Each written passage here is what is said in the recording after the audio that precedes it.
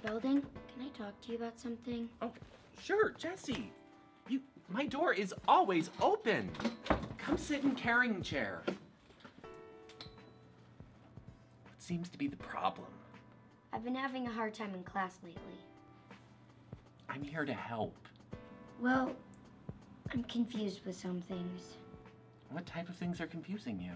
Well, I've been having a hard time at home. Hold on a minute. Let's be careful here. Teachers are here to help with school matters, not necessarily matters at home. A student can spontaneously express sentiments or opinions, but there's some information you should never solicit from them. But let's see where this goes. Well, I've been feeling conflicted because I think It's too hard to say. This is between you and me.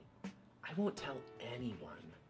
Depending on what Jesse says, Mr. Belding may actually be required to tell someone. That is, if the student is in imminent danger to themselves or to others. This is especially true if they are having suicidal thoughts or tendencies. In fact, if you don't say something, you can get in real trouble. Well, I think I'm a Democrat. But I can't tell my parents because I know how they'll react. There is nothing wrong with being a Democrat. You know, history is full of some super chill Democrats. When did you first realize that you might be a Democrat? There's nothing wrong with Jesse becoming a Democrat, but there is something wrong with what Mr. Belding is doing right now. I feel like I need to break this down a little more for you to explain what he's doing wrong. Maybe you've heard of FERPA, the Family Educational Rights and Privacy Act, but have you heard of Utah FERPA? If you're familiar with PPRA, Protection of Pupil Rights Amendment, then you may be familiar with Utah FERPA. Utah FERPA states that there are prohibitions on the administration to a student of any psychological or psychiatric examination, test, or treatment, or any survey, analysis, or evaluation without the prior written consent of the student's parent or legal guardian, in which the purpose or evident intended effect is to cause the student to reveal information, whether the information is personally identifiable or not, concerning the students or any family members, political affiliations, or political philosophies, mental or psychological problems, sexual behavior, orientations, or attitude, illegal, antisocial, self-incriminating, and demeaning behavior, critical appraisals of individuals who have a close family relationship with a student or one of their family members, religious affiliations or beliefs. This one's a mouthful. Legally recognized privileged and analogous relationships, such as those with lawyers, medical personnel, or ministers, and income, except as required by law. Now I want to focus on that one part, this one right here, that talks about a psychological or psychiatric examination, test,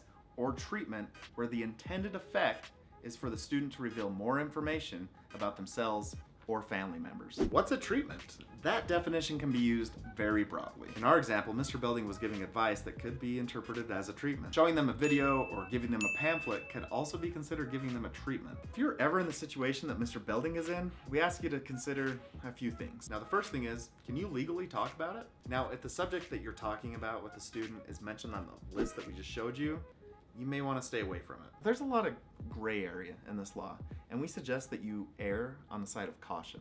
There is nothing that prevents a student from spontaneously sharing their beliefs or their feelings, but you shouldn't be prodding or soliciting more information from them. Now, you're in a position of power and authority, and if you ask a student a question, they may feel obligated to answer that whether they want to or not. Now, the second thing you need to be asking yourself is, are you the best person to be handling this situation? Now, you may not be trained to handle situations like this, but there may be a counselor or a principal that's a little more qualified. These people should probably know the rules on how to handle these situations. Speaking of rules, if you or your school decides to give a survey to students that talks about any of those subjects, you're gonna have to do a few things first in order to make sure that's legal. Number one, they have to get parental permission. Number two, in Utah, parents have to be given at least a 2-week notice before they administer the survey.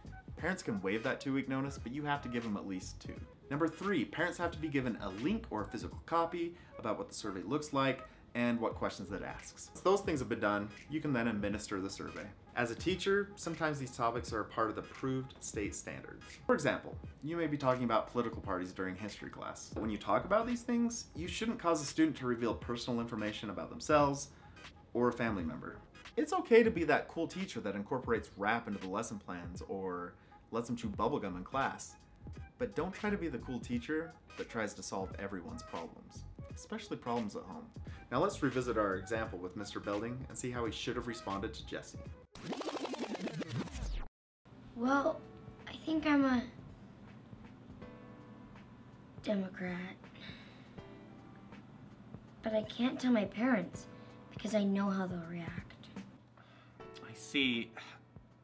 I know this is upsetting you, but I don't think I'm the most qualified person to talk to you about this.